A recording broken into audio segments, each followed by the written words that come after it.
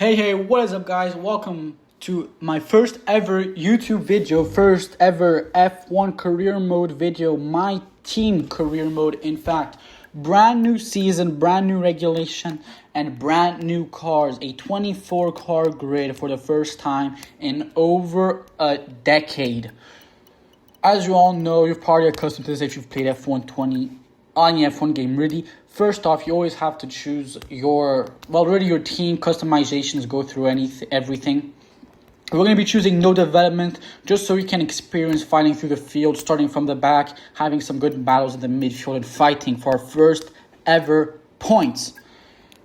No money as well, just trying to have really the slowest base my team car so we can have the best experience. Entering the team name of Audi Motorsports. Of course, we have to rep the brand. Sadly, Audi Motorsports Formula 1 team was not available, so we'll have to settle with Audi Motorsports. Choosing the colors of our team, I decided to go with blue just because I knew I had a blue logo ready. However, I later found out that I had an orange logo ready, which would probably go better, especially since the channel is all in orange. So I think for part 2 in China, I'll be changing everything to orange just so we can kind of go with the logo, kind of tie in with everything being orange. Furthermore, there's already 4 blue cars on the grid, being Alpine, Williams, V-Carb, and Red Bull. And there's really no need of having a 5th blue team just because it's kind of going to be hard to see on the track map. Being able to monitor our teammate, it would get confusing. So I think we're going to change that, and I'm just going to have it ready for part 2 in China. Choosing the logo, of course, no background, just so it looks cleaner, looks better. And yeah, next up, of course, going to corporate, we need to select a sponsor. Deciding to go with Xenon just because they give us the most money. And I think 10 constructors points are more than possible. Even though we are on 110% AI, I think 24 race weekends gives us enough time to upgrade our car. Then selecting a power unit, deciding to go with Audi, being relatively cheap while having some really good performance and reliability compared to other teams. To be honest, I thought I would have less money. I guess I wasn't a very good judge of that, so we ended up being able to spend less money, than we could have. Driver lineup, deciding to go with the German of Oliver Goethe, and then deciding to go with Luke Browning as our number 2 driver, just because he was only 20,000 more expensive than the Mexican representative of Vida Gomez.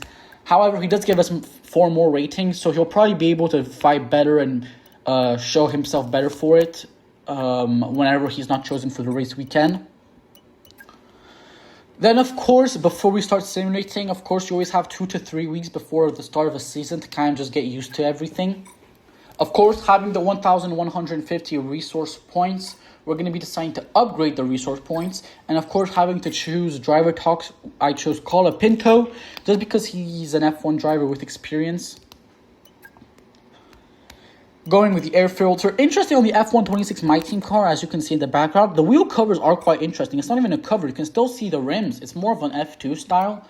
I don't know if that's going to change. Maybe if there's like an aerodynamic upgrade where it's like wheel cover, maybe they're going to put wheel covers. It would be pretty cool if EA added that to the game. I think maybe for F127, being able to choose your own wheel would be cool, and just upgrading the front wing. Anyways, here R&D screen, as you can see, to be honest, R&D performance isn't very indicative. As you can see, Aston Martin is quite low behind. Williams is in, I think, 7th, 8th fastest, it says there. Alpine quite quick, of course. However, if you've driven the game, you know that the Alpine, especially in career modes, is the Williams is incredibly quick. I mean, they fight for podiums and wins in my other careers. So it's incredible. Of course, they haven't fully coded the car in yet. But a very, very quick car.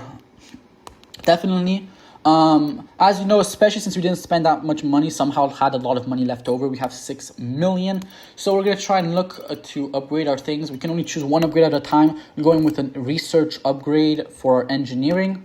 And going with for the personnel upgrade, we're going to be going with driver psychologist. I think I chose, pit crew training. Yeah, of course, pit crew training. Just because having a good pit crew at the start of a new team is incredibly important.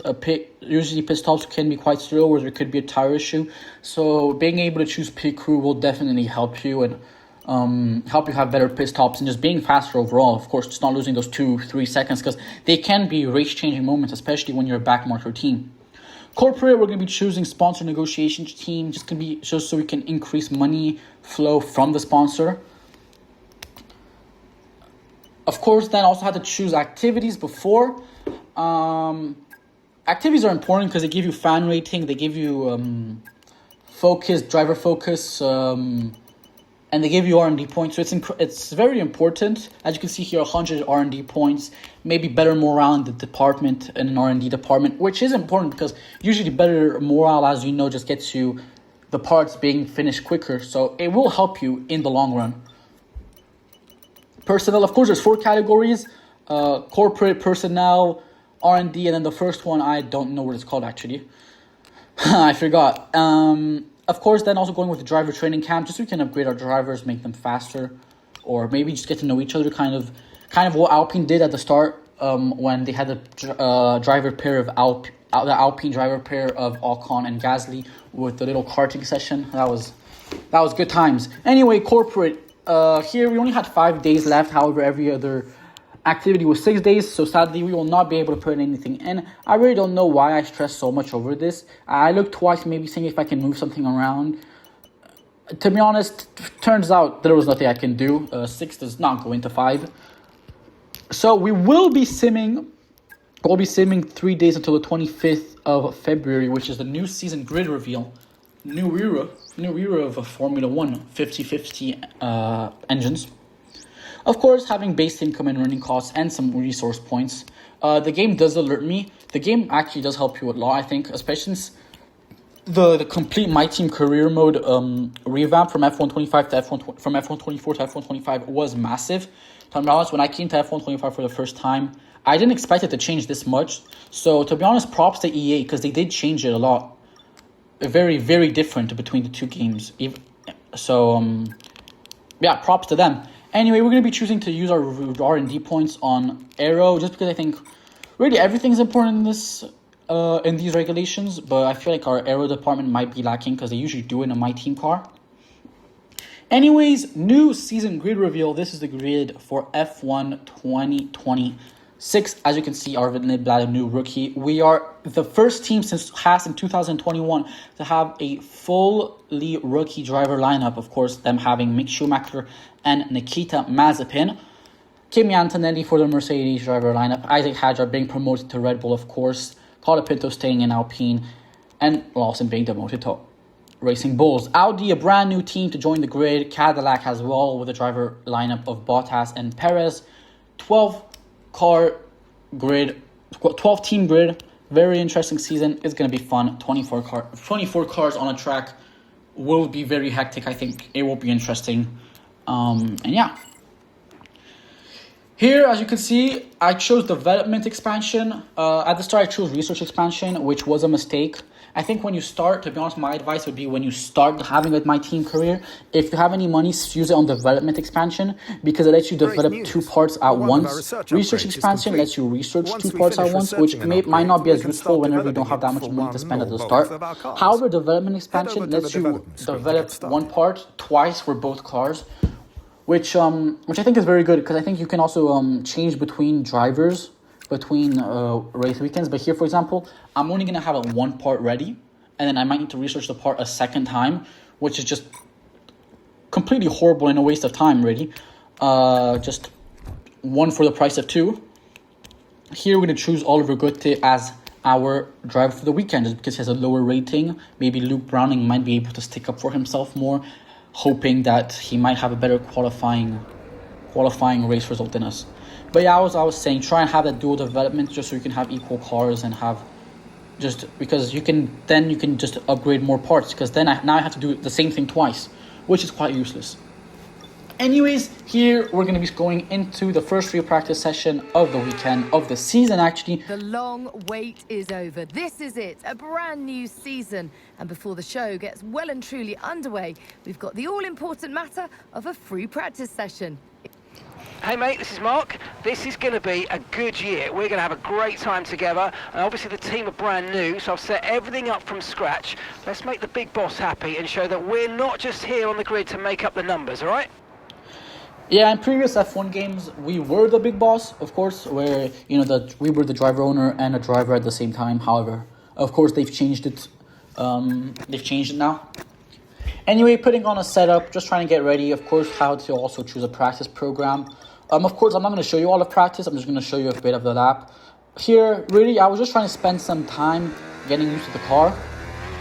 Okay, you've got race levels of fuel in the car. I want you to drive at a representative pace, all right? No hot laps this time. Yeah, as I was saying, just getting used to the car. Trying to know, of course, with a base My Team car, you're going to recharge slower. You're maybe going to burn quicker. Fuel loss, fuel gain is going to be different over a lap. So it is interesting to be able to kind of know. Maybe your braking points might also shift with different cars. You might need to Lyco more into a corner. So it is something you might need to adapt to, especially with the new boost mode this season. So of course, straight mode is just also a bit annoying, I find, just because you have to press the straight mode button every single straight. But I mean, it can be quite meticulous at times, but you really do not have a choice. As we hop into qualifying, yeah, as I said, no point in really showing much of practice. We do want to get to the interesting part of the video. So, first qualifying, flying a lap of the season, I think, first qualifying lap of the team. I hope you do well. As you know, the AI are incredibly quick. Just very quick this season, this game cycle, so we'll see. Okay, mate, so plenty of changes this year. In terms of the engine, you've now got overtake mode. It's a boosted battery mode that'll kick in automatically when you're within a second of the car ahead. As we round the final corner, it is a 19.663 or 7/10 of the pace of the Aston Martins. And as we go into turn 1 for our second flying lap, we go wide. However, the absolute horrors and the shambles do not end there, because as I was going for my end lap, I completely missed the braking point. As you can see, I am more than a few pixels off of the apex. Completely miss it, lock up the fronts, and go into the gravel. However, the disastrous first qualifying session doesn't even come close to an end, because of course here I'm going into the pits, getting ready to put a third set of softs for our final run of qualifying. However, as we're exiting the pits, completely don't even know Albon's there, completely hit him and we die. Are you okay? That was a nasty hit. Turn the engine off and wait for the marshals. Yeah, I was having none of that, so I decided to use a flashback. I mean, this time we're able to follow right behind Albon, nice and safe. The FIA are going to be happy with us. Just looking to put no ERS so we can save ERS for the next lap, and this time we go around the outside of Albon nice and cleanly. Exiting here the final corner of the racetrack for our final flying lap of the session. Probably already burned too much battery as we're already a 10th down on our fastest lap. Braking, okay, braking point. However, we already are more than a 10th down at this point. Absolutely horrible start. Probably going to finish in P24. As we go off the back straight, it's actually not looking to be too bad of a lap. Maybe gain some time. 1/10 up. You can push down to P24, mate. Come on. 2/10 up now. Still keeping it in hot lap, trying to burn a bit of battery. Slight Lyco, more maybe. I'm not even sure. Of course, here trying to keep it in a hot lap, trying to keep some battery. We're 2/10 up. Incredible start. Lyco into here. Very slight. I don't even think I Lyco'd actually. Here, I was thinking I'm an absolutely incredible racing driver. As you can see, we're 4/10 up on our lap. Turns out it's because I'm on hot lap and not on medium. So I wasn't saving any battery. So as we round the final corner, we are already on 50% battery and we run out. Yeah, it's hard to manage battery on a qualifying lap this game cycle, especially since the other AI are so quick in qualifying.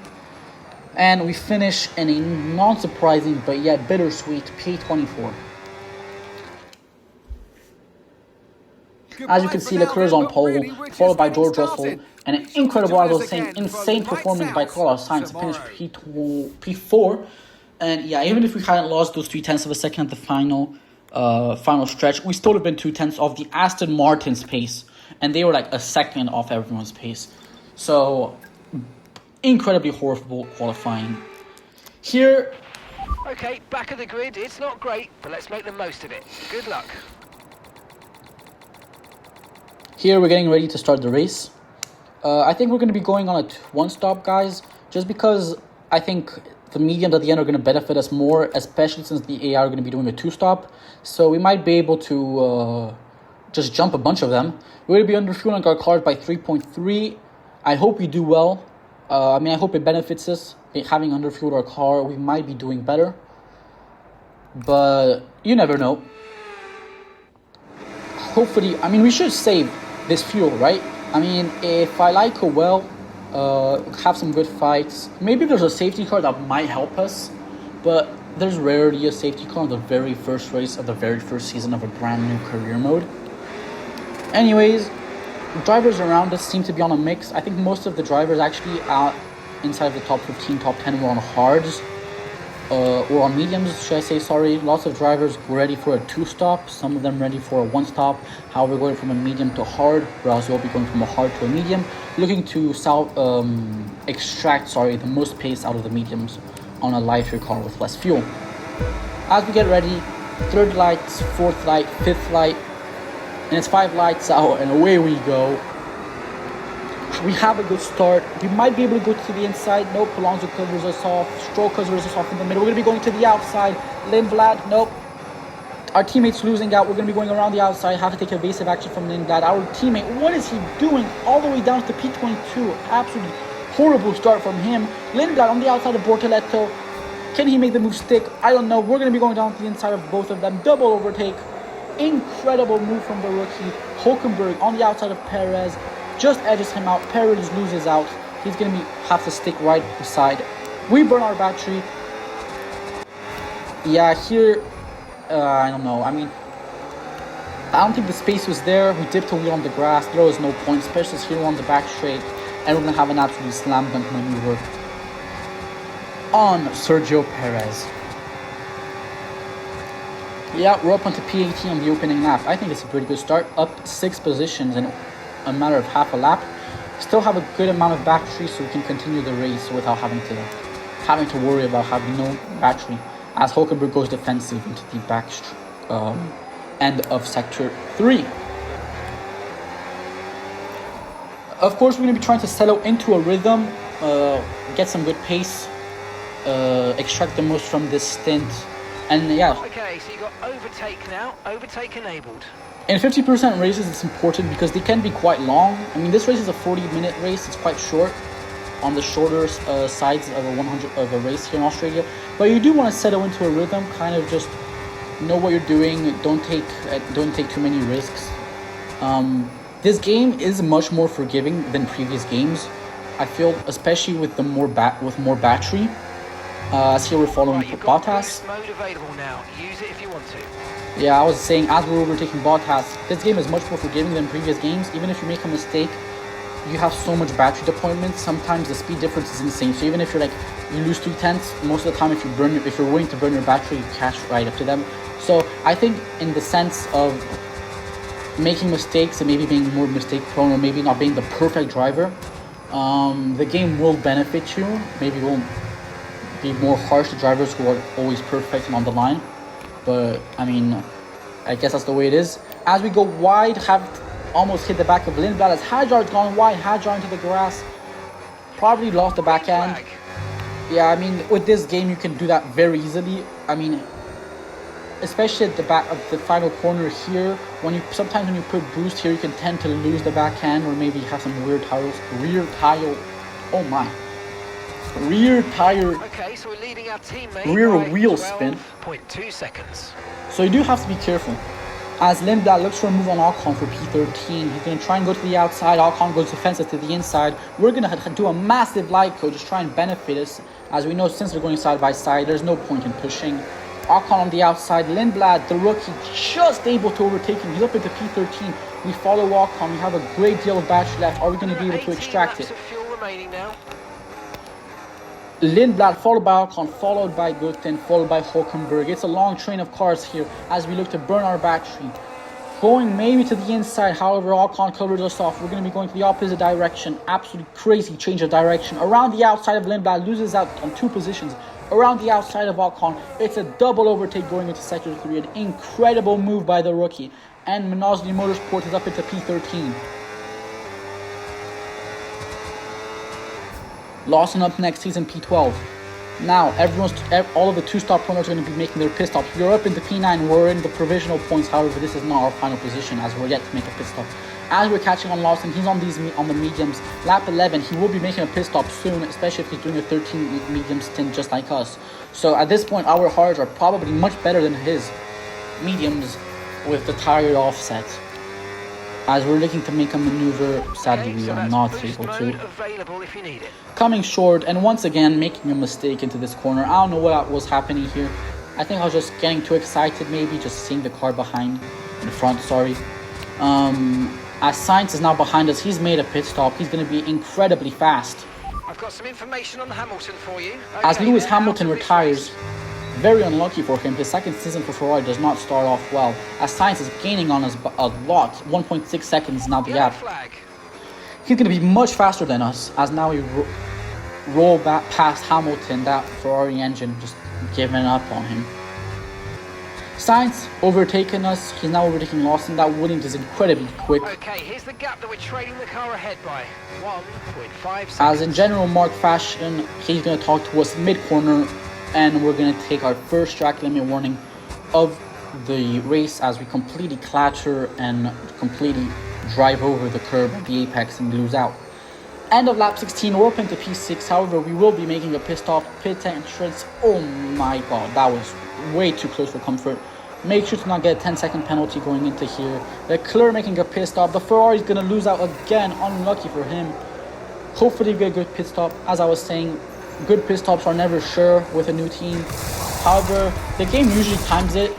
Okay, mate, that's it. Go, go, go. Perfect job from you and the crew there, mate. The game usually times it where when you're in a new team. Now, we want to finish the race on this compound. Yeah, as Mark interrupts me again. Cheers, mate.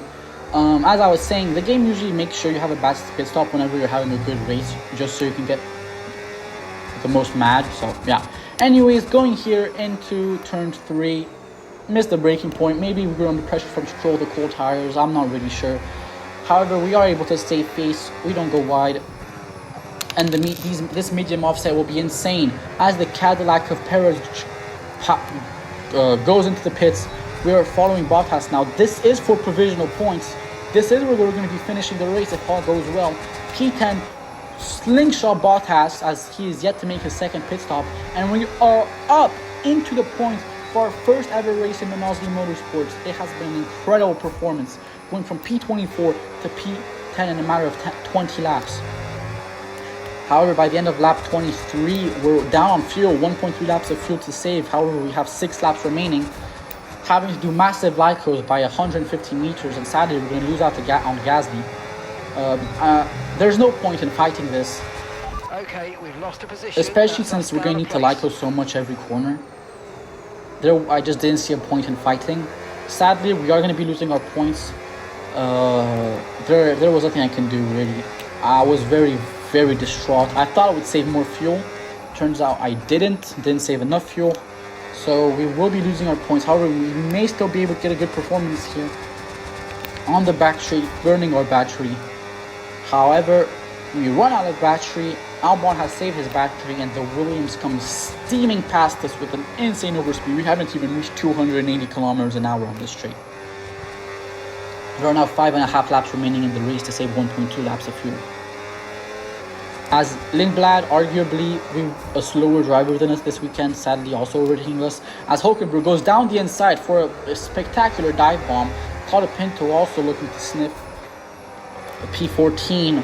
We are just blood in a swarm of sharks here. What?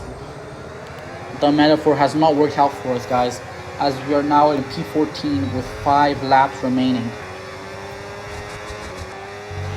Here, penultimate lap, there was really nothing to show you. The race got quite boring the last 3 laps, just getting overtaken left, right, and center. I opted not to burn my battery just because I was liking so much. It was just, I would have just, pretty much any fuel saved I would have lost. Decided to let Perez go. Pretty much his entire pit stop, he's able to gain it back. Sadly, we are down into P18. And we now only have a lap and pretty much a third to save 0.5 laps of fuel, which is pretty much impossible. George Russell finishes in first place, Kimi Antonelli right behind him, and Mercedes 1-2. Verstappen rounds the podium. As we are now in P18, Bottas will be looking to overtake us. as we are down on fuel and we enter low fuel mode here with half a lap remaining. Incredibly unlucky, yet pretty much expected, as Bottas is also going to overtake us for P18. Going into sector 3, we only have one sector left. We should be able to make it to the end of the race. Yeah, I mean, we're not even going 200 kilometers an hour here. This is incredibly painful. As Stroll now 9 seconds behind. This is, I mean, yeah, it's quite disappointing. It kind of shows how you can go from 0 to 0 in a matter of laps in Formula 1. I mean, 9 laps ago, we were in the points for our first ever points finish in a maiden race here for Audi Motorsports. However, sadly, things do not work our way. As we round the final corner, we will be overtaken by both Aston Martins as Stroll finishes ahead of Alonso for the first time in years.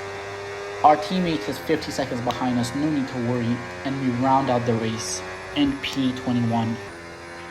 And that's the end of the race. We'll see you in Parc Ferme. I don't think the big boss is going to be too happy with that. Bill Russell will not be happy with that, the owner of our team. Lindblad, the rookie, congratulations to him, driver of the day. Yeah, bittersweet ending. Been an absolutely wild weekend of Formula 1 action, and I can't However, wait to see I what's hope next. that China is better. I hope that part 2 of this race is better, of this career, is better. Charles finishes in 6th, going all the way down from pole, tumbling down the order. 1-2 finish for Mercedes and 3rd for Verstappen, the fastest lap. I hope you guys enjoyed. We are going to be back for part 2, and hopefully we will be racing better, and we probably will overfuel our car just to be on the safe side. Until next time, see you.